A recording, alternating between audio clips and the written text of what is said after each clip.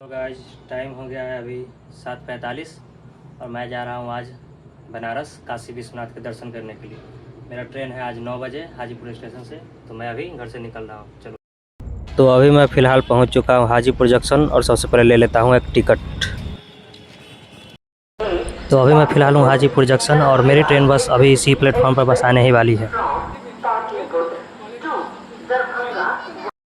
तो फाइनली भाई आज मैं पहुँच ही गया वाराणसी जंक्शन।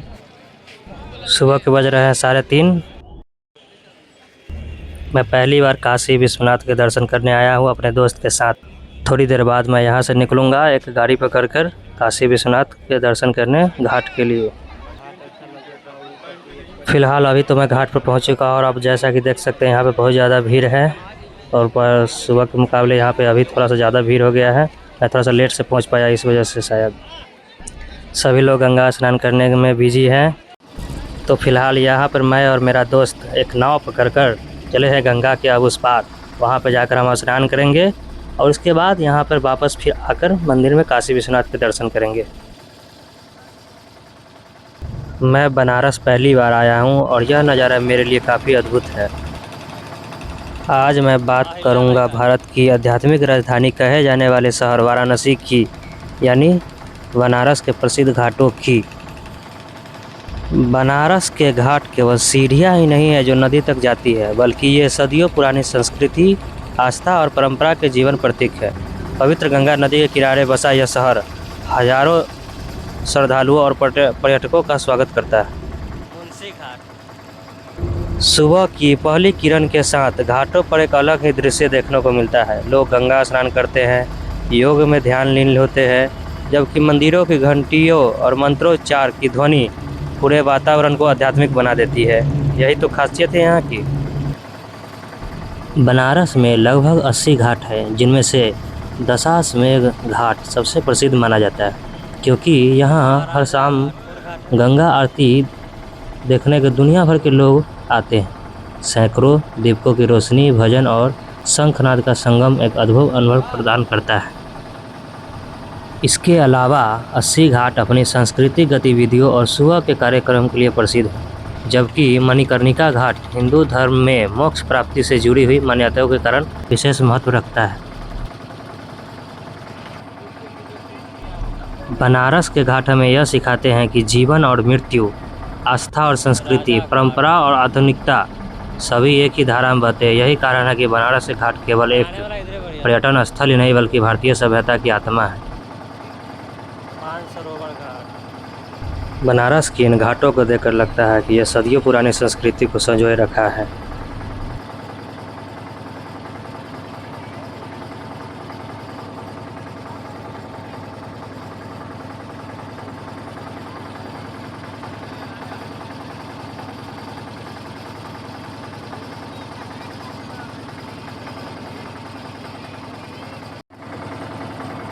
अभी इसे तो पहले से देख रहे हैं, इसे तो पहले से देखे हुए। नींद आ रहा बढ़िया।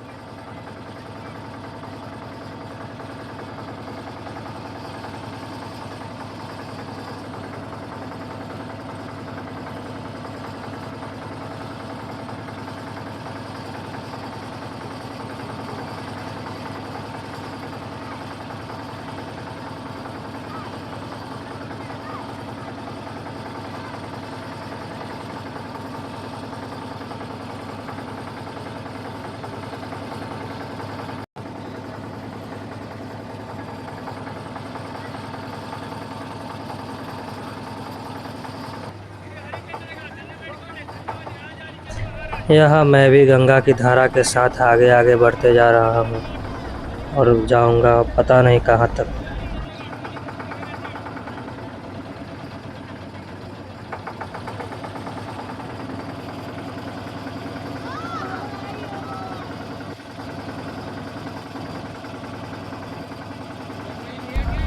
बीच नदी में आकर ऐसा लग रहा है जैसे मानो समुद्र के गहराई में जा रहा हूँ। एक अद्भुत नज़ारा मुझे महसूस हो रहा है। मैं सभी लोगों के साथ जा रहा हूँ। काफ़ी भीड़ है पर कोई बात नहीं, चलता है।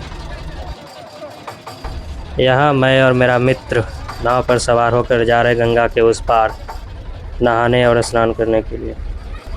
सभी लोग कितनी मस्ती के साथ नहा रहे हैं गंगा नदी में, और थोड़ी देर बाद और हम भी इसी गंगा नदी में नहाने वाले हैं।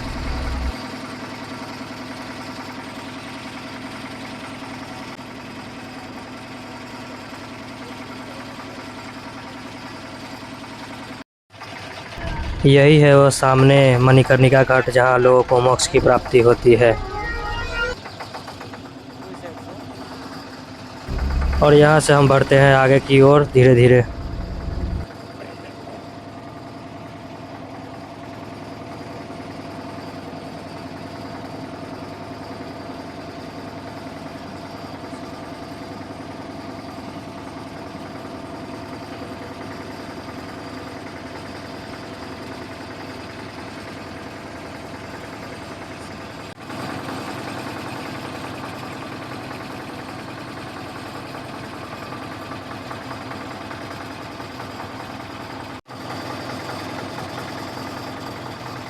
और ये हम पहुंच गए दशाश्वमेध घाट, जहां शाम को आरती होती है।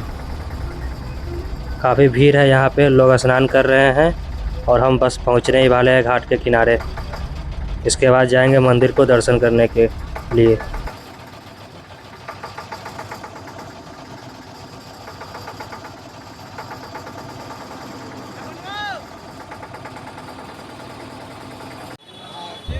दोपहर का समय है, काफ़ी गर्मी पड़ रही है, पर हम भी कहाँ मानने वाले हैं, आज बाबा के दर्शन करके ही रहेंगे।